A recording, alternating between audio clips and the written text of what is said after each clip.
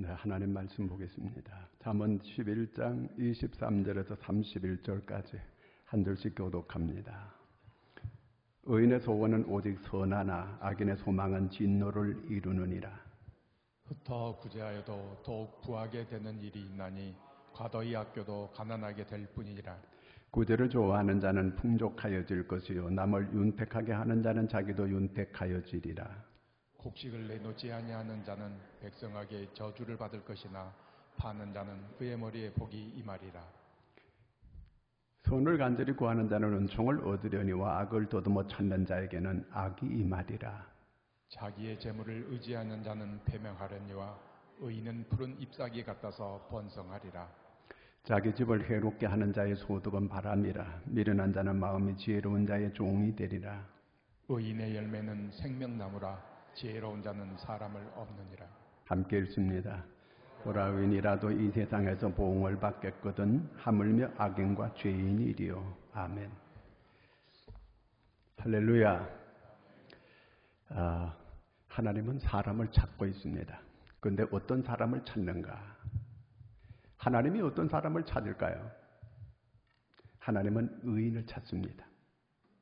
소돔과 고모라가 멸망할 때에 의인 10명을 찾았어요. 근데 그 의인이 없었어요. 그래서 소돔과 고모라는 망했습니다.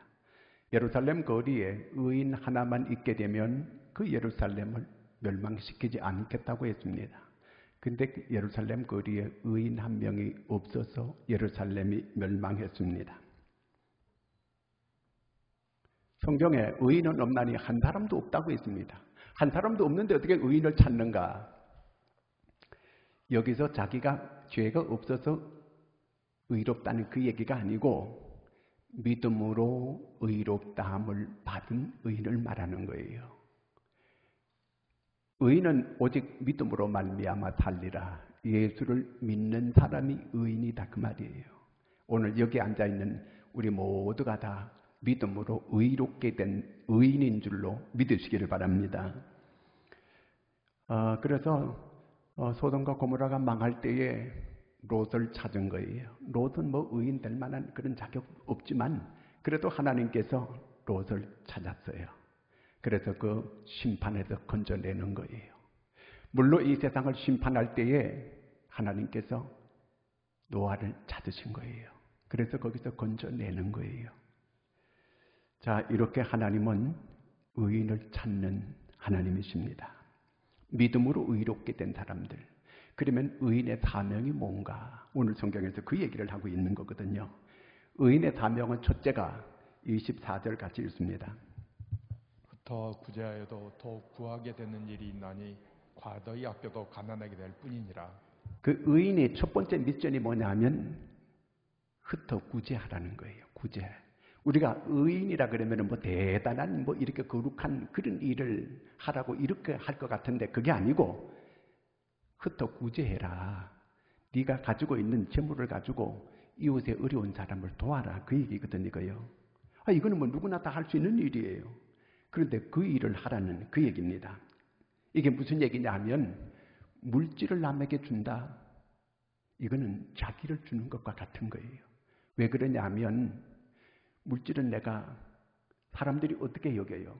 물질을 벌기 위해서 자기의 시간을 투자하고 자기의 노력을 투자하고 자기의 이 육신을 투자하고 땀 흘리고 노력해서 그야말로 그 사람들이 물질이라고 하는 걸 신처럼 떠받드는 이렇게 귀하게 여기는 이 물질을 이웃에게 준다고 하는 것은 바로 자기 자신을 준다는 그런 의미예요.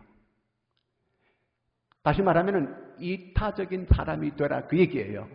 예수님께서 이 땅에 오셔서 자기를 주러 오셨잖아요. 모든 걸 피 한 방울이라도 다 예수님은 우리를 위해서 다 주신 거잖아요. 이렇게 주러 오신 거예요. 우리에게도 그런 이타적인 그런 사람이 되라는 거예요. 우리가 지금 뭐 목숨 걸고 순교하는 이거는 물질을 이웃에게 주는 게 이게 순교적인 신앙이에요. 왜?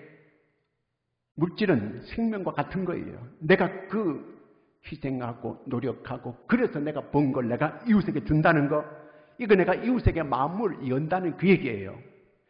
나 자신을 준다는 거예요. 물질을 준다는 건 내 자신을 준다는 그 얘기예요. 마음이 없이는요, 어떤 것도 주지 못해요. 그러니까 내가 누구한테 물질을 준다는 건 그 사람한테 내가 마음을 열었다, 그 얘기예요. 마음이 없으면요, 손톱만큼도 안 줘요. 내가 하나님께 11조를 드린다고 하는 것은 내가 하나님께 물질을 드리는 거, 이거는 하나님께서 어떻게 여기느냐면은 하늘이 열리는 거라는 거예요. 그게 바로 내가 하나님께 물질을 드린다고 하는 것은 하나님의 내 만문을 여니까 하늘의 문을 열어준다는 거예요. 말라기 3장 10절에 보면은 하늘의 문을 열고 내가 물질을 쏟아 부어준다는 거거든요. 그러니까 하늘 문을 연다는 거예요. 초대교회는 제 것이라고 여기지 않고 이웃에게 나누어주는 이런 일을 했어요. 그러니까 의인의 기본은 내가 신처럼 떠받드는 그 물질을 이웃에게 나누어 주는 거. 이게 초대교회의 가장 기본적인 이 일을 했던 거예요. 사도행전 2장 44, 45절 같이 읽습니다. 믿는 사람이 다 함께서 모든 물건을 서로 통용하고 또 재산과 소유를 팔아 각 사람의 필요를 따라 나눠주며. 초대교회 이와 같이 하니까 수많은 사람들이 예수 믿고 구원받는 이런 역사들이 일어났습니다. 신약에서 가장 주님을 감동케 한 두 사람이 있는데 그게 누구냐면은 첫째가 고넬료예요. 고넬료는 로마의 백부장이에요. 100명의 군사를 거느린 장교예요. 로마 사람이 이스라엘을 지배하러 왔어요. 지배하러 온 사람은 얼마든지 지배하고 빼앗고 착취하고 이렇게 얼마든지 할 수 있는 그런 권세를 가지고 있는 사람이에요. 그런데 이 사람이 나누어주고 베풀고 구제하고 기도해주고 이런 일을 했거든요. 사도행전 10장 4절을 같이 읽습니다.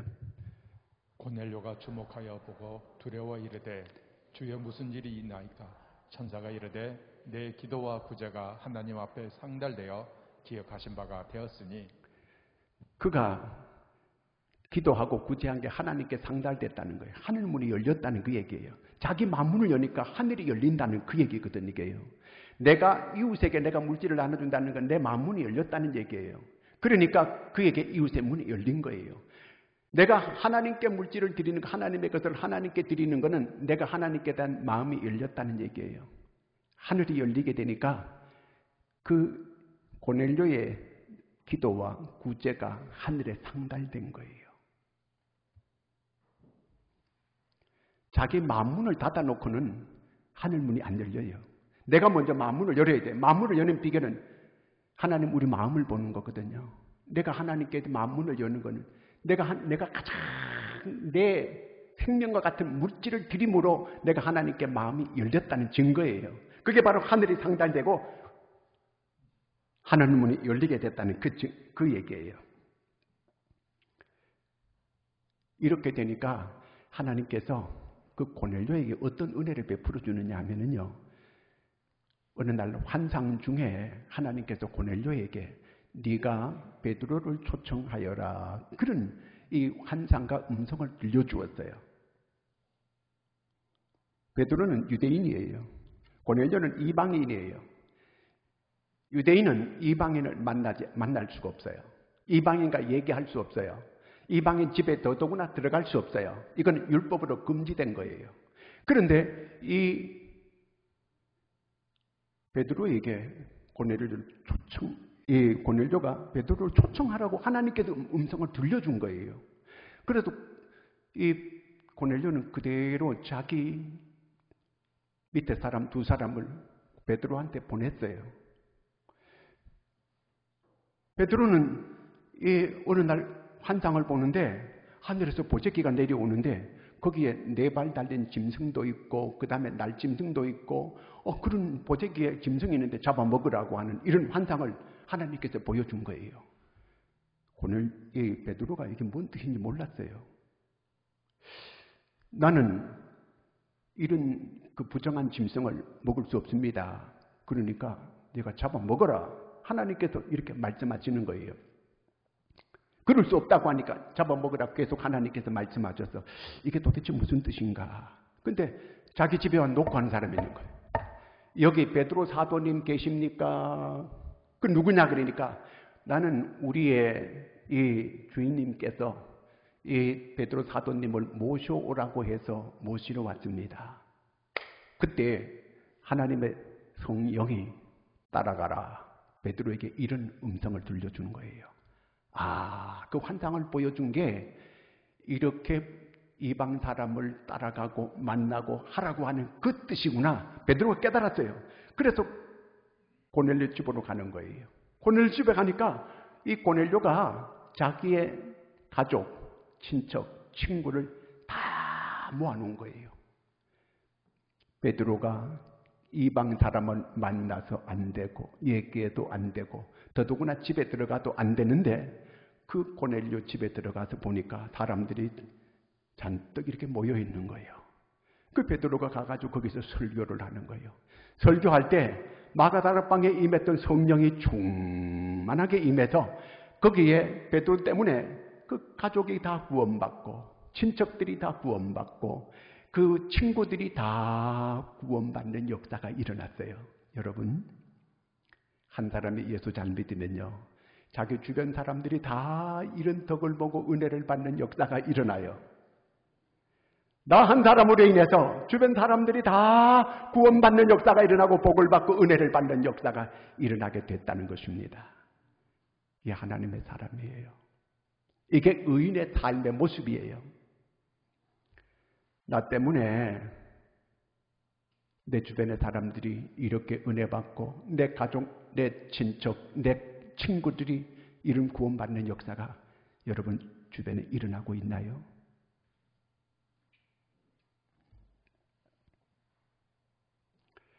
사도행전 9장 36절을 같이 읽습니다.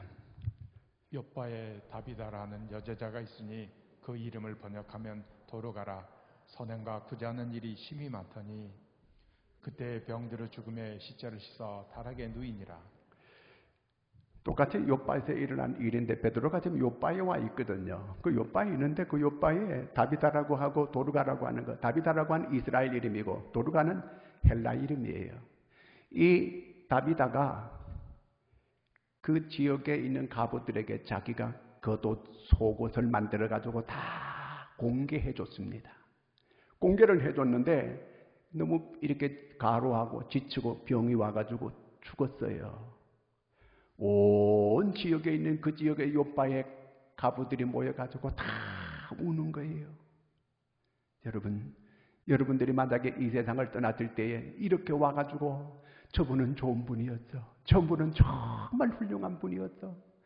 저분이 이 옷 만들어준 거라고. 저분이 내게 이 옷 만들어준 거라고. 이거 해준 거라고. 전부 이구동성으로 그분을 다비다를 높여주는 거예요. 하나님께서 베드로 보고 네가 다비다의 집을 찾아가라. 그래서 이 베드로가 찾아온 거예요. 찾아와가지고 와보니까 이 다비다가 죽어가지고 다락에 시신이 뉘어 있는 거예요. 베드로가 올라가서 꿇어앉아가지고 다비다야 일어나라. 마치 잠든 자를 깨우듯이 깨우니까 그 다비다가 벌떡 일어난 거예요. 이 소문이 그 온 욥바 지역에 퍼져가지고 온 사람들이 예수를 믿더라. 9장 37절에 보면은 42절 같이 한번 읽습니다. 온 욥바 사람이 알고 많은 사람이 주를 믿더라. 이 다비다 때문에 주변에 많은 사람들이 믿는 구원받는 역사가 일어나게 되더라. 그 얘기입니다. 그 다비다로 인해서 구원받는 사람이 많아지게 됐다는 얘기입니다. 이 선행과 구제, 이것이 얼마나 중요하다고 하는 거. 내가 그렇게 신주단지처럼 귀하게 여기는 이 물질을 내가 이웃에게 베풀어 준다고 하는 거. 이웃에게 내가 마음문을 열었다는 거예요. 이럴 때 하나님도 마음문을 열어주시는 거. 하늘문을 열어주시는 거예요. 내가 하나님께 물질을 드림으로 하나님이 내 하늘문을 열어주시는 거예요. 이럴 때에 역사가 일어나게 되는 거예요. 내게 은혜가 주어질 뿐만 아니라 내 가족에게도, 내 친척에게도, 내 친구들에게까지 아주 이렇게 강력한 이렇게 그 역사를, 영향력을 끼치게 되더라는 것입니다. 구제는 꼭 물리적인 것만 아니에요. 물리적인 것보다 더 중요한 게 뭐냐면은 영적인 거예요. 그 다음에 또 정신적인 거예요. 이 코로나 때문에 그 설문조사를 쭉 했는데 지금 그 사람들이 그 심정이 어떤가를 설문조사했는데 보니까 모두가 우울증 비슷한 증세가 많이 일어나고 이 불안과 근심으로 가득하게 되는 이런 사람들이 아주 많다고 하는 이런 그 내용을 제가 신문에서 읽어봤습니다. 이런 때에 우리 믿음의 사람들, 의인들이 어떻게 해야 될 건가? 할 수 있는 게 있어요. 오늘 사람들이 얼굴이 다 검어졌어요. 왜요? 속이 탔기 때문에. 그렇기 때문에 겉이 이렇게 다 꼬먹게 됐어요. 얼굴이 이렇게 그 밟지를 못하다 그 얘기예요.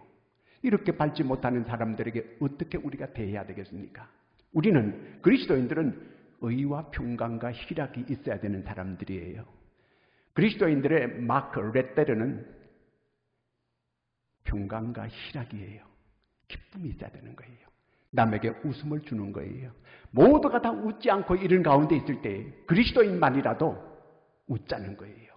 우리가 돈 안 들이고 얼마든지 봉사할 수 있는 거예요. 웃으면서 대하는 거예요. 아침에도 부부간에 서로 일어나가지고도 웃으면서 서로 얼굴을 서로 바라보고 웃어주는 거예요. 눈곱 떼기도 전에 웃는 거예요. 항상 서로 웃어주는 거예요. 교회 와가지고도 웃어주는 거예요. 웃어야 돼요.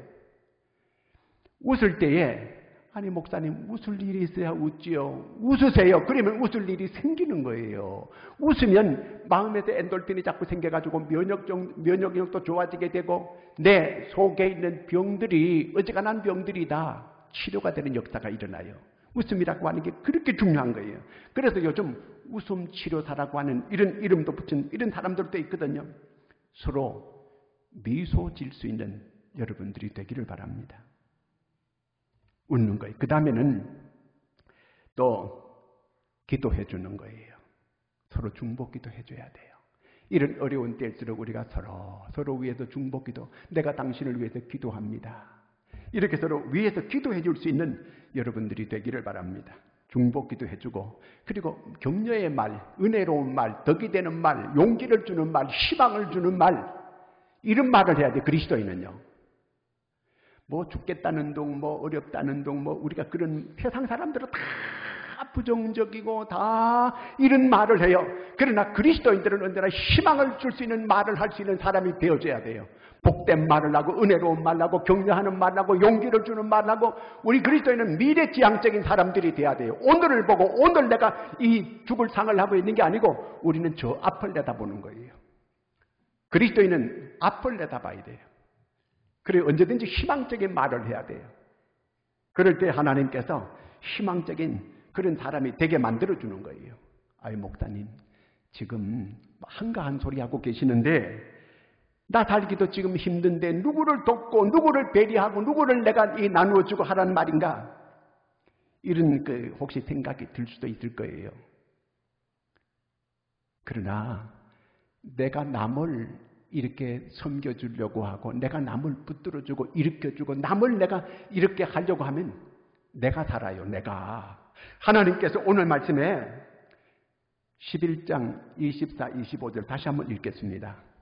흩어 구제하여도 더욱 구하게 되는 일이 있나니 과다히 아껴도 가난하게 될 뿐이니라. 구제를 좋아하는 자는 풍족하여질 것이요 남을 윤택하게 하는 자는 자기도 윤택하여지리라. 하나님께서 이렇게 남을 구제하고 섬기고 뭐 이렇게 하라고 하는 거, 이거 우리를 골탕 먹이고 애 먹이려고 그렇게 하라는 얘기가 아니에요. 우리에게 더 큰 복을 주려고 이렇게 하는 거예요. 우리가 성경을 보면서 좀 눈치를 볼 줄 알아야 돼요. 하나님의 눈치를. 하나님께서 이렇게 하라고 하는 거는 우리한테 뭘 주고 싶어서 그러는 거예요. 네가 이렇게 해봐라. 네가 예수 이름으로 할 때 주님께서 영광 받으시고 나는 너한테 복 주겠다. 그 얘기거든 이게요. 역으로 뒤집어 놓고 놓으면 그런 얘기예요. 내가 남의 구제하면 풍족하여질 것이라는 거예요. 다 우리를 위해서 하는 소리예요. 주님께서. 전에 폐병 걸려가지고 죽으려고 하는 그런 사람이 있고 암 걸려 죽으려고 하는 사람이 있는데 어차피 죽어야 되는데 내가 이 땅에 살아있는 동안만이라도 내가 몸을 움직일 수 있는 동안만이라도 내가 선한 일을 좀 해보자 하고 남을 자꾸 막 이렇게 자기는 더 큰 병에 걸려가 죽어가면서도 남을 자꾸 이렇게 섬겨주고 가서 도와주고 했더니 자기 병이 흔적도 없이 다 나았더라는 거예요. 내가 남을 위해서 자꾸 이렇게 하려면 하나님께서 나한테 은혜를 주기려고 하는 거예요. 그렇기 때문에 구제하여도 내가 구제하면 나한테 돈이 나갔어요. 그럼 나는 가난하게 돼야 돼요. 그게 아니라는 거예요. 네가 도로 풍족하게 될 것이요. 네가 도로 윤택하게 된다고 이렇게 말씀하고 있습니다. 누가복음 6장 38절 같이 읽습니다. 주라 그리하면 너희에게 줄 것이니 곧 후히 되어 누르고 흔들어 넘치도록 하여 너희에게 안겨주리라. 너희가 헤아리는 그 헤아림으로 너희도 헤아림을 도로 받을 것이니라. 네가 주라는 거예요. 그럼 하나님께서 내가 주겠다는 거예요. 나는 요만큼 주는데 하나님 이만큼 주는 거예요. 주라. 그럼 내가 너한테 줄 것이요. 내가 후히 되어 누르고 흔들어 넘치도록 안겨주겠다는 거예요. 결국은 하나님께서 우리를 더 복주고 더 큰 은혜를 주려고 이렇게 하라는 그 얘기예요. 그래서 이사야 58장 7절에서 11절까지 다 같이 한번 큰 소리로 읽겠습니다. 또 줄인 자에게 내 양식을 나누어 주며 유리하는 빈민을 집에 들이며 헐벗은 자를 보면 입히며 또 내 고륙을 피하여 스스로 숨지 아니하는 것이 아니겠느냐. 그리하면 내 빛이 새벽같이 비칠 것이며 내 치유가 급속할 것이며 내 공의가 내 앞에 행하고 여호와의 영광이 내 뒤에 호위하리니 내가 부를 때에는 나 여호와가 응답하겠고 내가 부르짖을 때에는 내가 여기 있다 하리라. 만일 내가 너희 중에서 멍에와 손가락질과 허망한 말을 제하여 버리고 줄인 자에게 내 심정이 동하여 괴로워하는 자의 심정을 만족하게 하면 내 빛이 흑암 중에서 떠올라 내 어둠이 나뭇가 같이 될 것이며 여호와가 너를 항상 인도하여 내 마른 곳에서도 내 영혼을 만족하게 하며 내 뼈를 견고하게 하리니 너는 물된 동산 같겠고 물이 끊어지지 않는 샘 같을 것이다. 예, 여기서 우리가 남에게 이렇게 선행을 하고 이렇게 하게 되면 하나님께서 어마어마한 약속을 우리한테 약속해 주고 있어요. 치료가 급속할 것이면 네가 이렇게 내 빛이 아침같이 비칠 것이고 내 뼈를 견고하게 해주고 내 영혼을 윤택하게 해주고 여기 계속 물된 동산같이 이렇게 해주겠다. 이렇게 약속했어요. 우리가 의인으로서의 이 사명을 잘 감당할 때에 하나님은 이런 넘치는 약속을 우리한테 해주고 있습니다. 시편 37편 25절을 같이 한번 보겠습니다.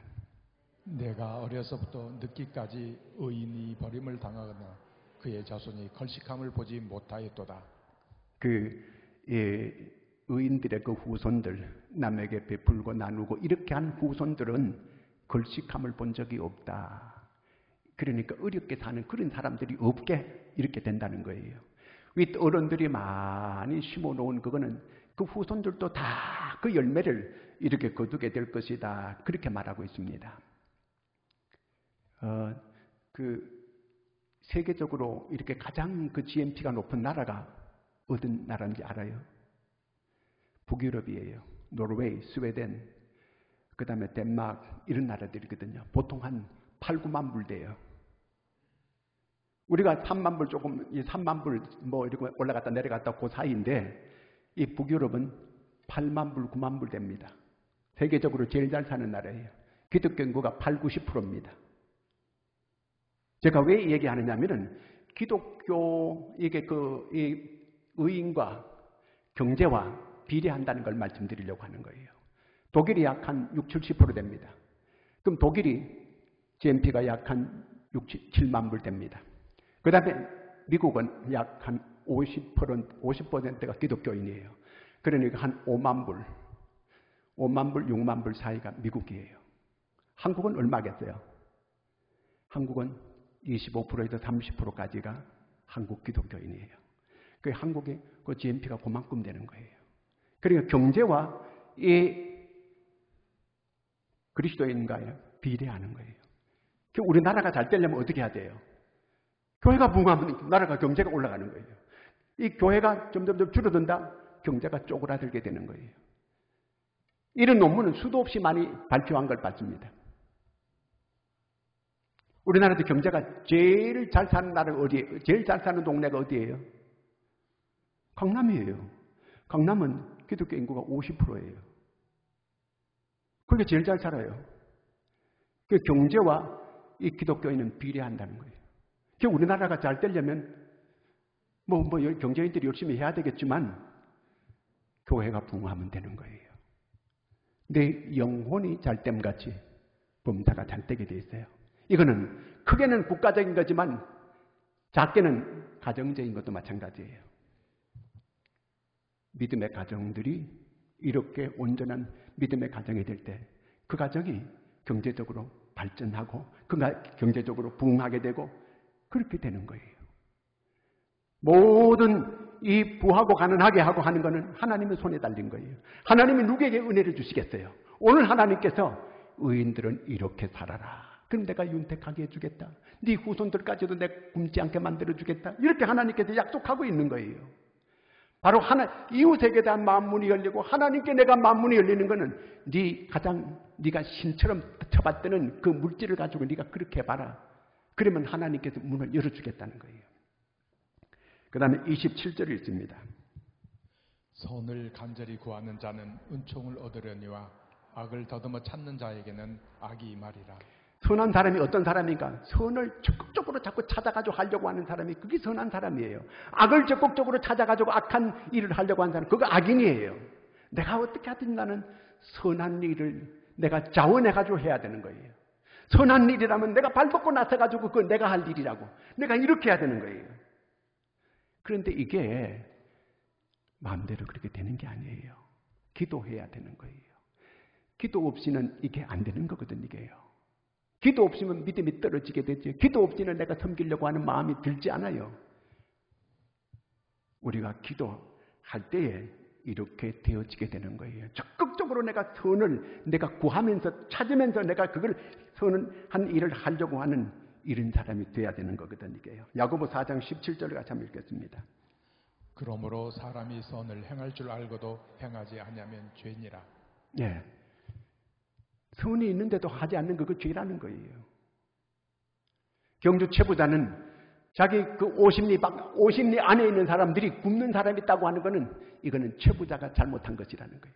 그래서 제가 그 최부자 집에 가보니까 그 쌀을 언제든지 그 바깥으로 이렇게 쌀통이 열려 있어가지고 얼마든지 그 양식을 쌀을 가져갈 수 있게 만들어 놨어요. 사람들이 굶는 사람들이 그 와서 언제든지 오면은 쌀을 가져갈 수 있게끔 쌀 창고의 문을 열어놓고 가져가게 하는 거예요. 굶지 않게. 이렇게 해놓은 거거든요, 이게요. 선을 행하면 낙심하지 않게 되면 때가 이르면 반드시 거두게 되어 있어요. 갈라디아 6장 9절을 읽습니다. 우리가 선을 행하되 낙심하지 말지니 포기하지 않으면 때가 이름에 거두리라. 예. 그러면 선이 도대체 어떤 게 도대체 선인가? 우리가 선을 찾아가지고 하고 자원해가지고 하고 이렇게 구해가지고 해야 되는데 도대체 선이 뭐냐? 빌립보 4장 8절입니다. 그토록 형제들아 무엇에든지 참되며 무엇에든지 경건하며 무엇에든지 오르며 무엇에든지 정결하며 무엇에든지 사랑받을 만하며 무엇에든지 칭찬받을 만하며 무슨 덕이 있든지 무슨 기림이 있든지 이것들을 생각하라. 참된 거, 이게 참된 게 선한 거예요. 경건한 게 선한 거예요. 옳은 게 선한 거예요. 정결한 게 이게 선한 거예요. 사랑받을 만한 게 선한 거예요. 칭찬받을 만한 거, 이게 선한 거예요. 이런 걸 적극적으로 찾아가지고 우리가 그 일을 하려고 하는 그런 사람이 이게 의인이라는 거예요. 엊그저께 신문에 났는데 제가 보니까 미국에 18살 먹은 앤토니라고 하는 아이가 있어요. 고등학교 3학년이에요. 미국이 지금 데모가 간다면 난리잖아요. 근데 얘가 새벽 2시에 일어나가지고 데모대가 쓸고 지나간 자리에는 막 그냥 쓰레기가 막 범벅이 돼 있는 거예요. 근데 얘가 많은 봉투를 가져와가지고 밤 2시부터 계속 길거리를 깨끗하게 청소를 한 거예요. 이게 CNN 방송에 나왔어요. 미국 전역에 이게 방송이 된 거예요. 여기저기에서 얘를 돕겠다고. 얘 흑인 아이예요. 앤토니 18살 고3이에요. 대학 장학금 전액을 주겠다고 그렇게 한 사람도 있고, 얘가 스포츠카를 사주겠다고 해가지고 스포츠카 좋은 스포츠카를 내가 보니까 그 신문에 색깔도 나왔어요. 빨간색 스포츠카를 탁 선물로 받았어요. 그 다음에 또 보험회사에서는 얘가 보험을 전체를 내가 다 들어주겠다. 뭐 대박이 터졌어요, 얘가요. 얘가 그런 걸 기대하고 한 거 아니에요. 거리가 너무너무 데모대가 지나가가지고 더럽게 된 그걸 10시간 동안 계속 얘가 그 거리를 쓸고 청소를 한 거예요. 사람들이 감동을 받았어요. 사람들도 감동받는데 이렇게 은혜를 베풀어 주건 하나님은 얼마나 더 하시겠어요? 미국에 과거에 노예 제도가 있을 때에 어떤 아이가 조라고 하는 아이가 있는데 지금 주인집에 와가지고 노예살이를 하고 있는 거예요. 주인이 얘를 너무너무 사랑하고 좋아하는 거예요. 얘가 뭐 잘하니까 그렇겠죠. 그래서 어느 날 노예를 몇 명을 더 사오자. 그래가지고 노예 시장을 나갔어요. 이제 주인이 얘를 믿으니까 힘세고 일 잘할 수 있는 그런 사람을 이제 사오자고 나갔는데, 얘가 거기 할아버지 한 분을 보고 병색이 완연하고 아무 일도 못할 그런 할아버지를 사자는 거예요, 자꾸. 주인이 힘세고 일할 수 있는 사람을 노예를 사와야지. 저런 송장 치를 일이 있나? 왜 저런 나이 많이 든 아무것도 못하고 병든 사람을 사자고 하느냐? 하도 얘가 간곡하게 부탁하니까 주인이 그렇게 하자. 그래 사왔어요. 얘가 사와가지고 천천히 보살피는 거예요, 그 노인을. 그래서 주인이 이 조한테 물어봤어요. 네 아버지냐? 물어보면 아버지가 아니라는 거예요. 그럼 도대체 누구냐? 저런 노인, 병든 노인을 사다 놓고 저렇게 네가 극진히 보살피는 이유가 뭐냐? 물어봤대요. 자기 원수라는 거예요. 원수. 왜 원수냐 그랬더니 자기가 어릴 때 저 사람이 나를 유괴해가지고 팔아먹어가지고 내가 주인집에 와가지고 이렇게 노예살이를 하고 있다고 얘기를 하는 거예요. 어떻게 그럼 네가 원수를 왜 사느냐? 그랬더니 저는 그리스도인입니다. 저 병든 노예 원수를 보자 말자 내 속에서 두 가지 음성이 들렸습니다. 원수를 사랑하라. 이런 음성이 들려왔다는 거예요. 그 다음에 두 번째, 원수가 줄이거든 먹이고 목마르거든 마시게 하라.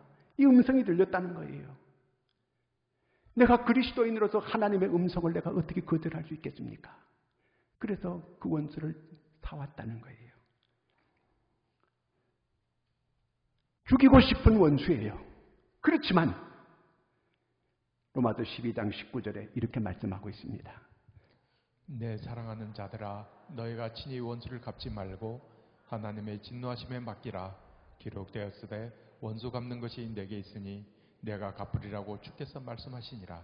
원수 갚는 거는 내게 맡기라고, 하나님께 맡기라는 거예요. 여러분, 지금 여러분 원수가 있습니까? 미운 사람이 있습니까? 하나님께 맡겨요. 하나님에 맡기고 나는 원수를 사랑해야 돼요. 원수에게 먹을 걸 줘야 돼요. 마실 걸 마시게 만들어 줘야 되는 거예요. 선한 사마리아인이 바로 그런 사람 아니에요. 이 사마리아 사람은 이 유대인들이 왼수처럼 여기는 사람들이에요. 그런데도 그 유대인이 강도를 만나가지고 피 흘려 죽어가는데 그의 필요한 걸 다 도와주잖아요. 예수님께서 비유로 말씀하신 너도 그와 같이 하라. 이렇게 말씀했어요. 왜 이렇게 꼭 우리가 이렇게 고넬료처럼 이렇게 해야 되고, 왜 우리는 다비다처럼 이렇게 해야 되고, 왜 이렇게 이 노예처럼 이렇게 해야 되는가? 30절 말씀 읽습니다. 의인의 열매는 생명나무라 지혜로운 자는 사람을 낳느니라. 우리는 의인이에요. 의인은 생명나무라는 거예요. 포도나무는 뭐 맺어요? 포도 열매를 맺어요. 사과나무는 사과를 맺어요. 우리는 생명나무예요. 생명나무는 생명을 맺어야 되는 거예요. 왜 이렇게 고넬료처럼 우리가 이렇게 선하게 살아가야 되는가? 왜 이렇게 선한 영향력을 끼쳐야 되는가? 왜 이렇게 다비다처럼 선한 영향력을 끼쳐야 되는가? 이렇게 해서 고넬료는 가족, 친척, 친구까지도 다 구원받게 만들었어요. 이 다비다는 그 지역의 모든 사람들이 다비다를 본받고 구원받는 역사가 일어났습니다. 오늘 우리가 이렇게 이 의인의 이 사명을 잘 감당하는 목적은 생명나무 열매 때문이에요. 오늘 우리가 선한 영향력을 끼쳐서 많은 사람을 예수 믿게 만들고 구원받게 만들고 그래서 생명나무를 많이 맺어서 하나님께 영광 돌리자는 거예요. 우리 모두가 다 이렇게 의인의 이 소원을 잘 감당해서, 의인의 소원은 생명의 열매예요. 이 열매가 주렁주렁 여러분들 때문에 맺어지는 역사가 있기를 축원합니다. 기도하겠습니다.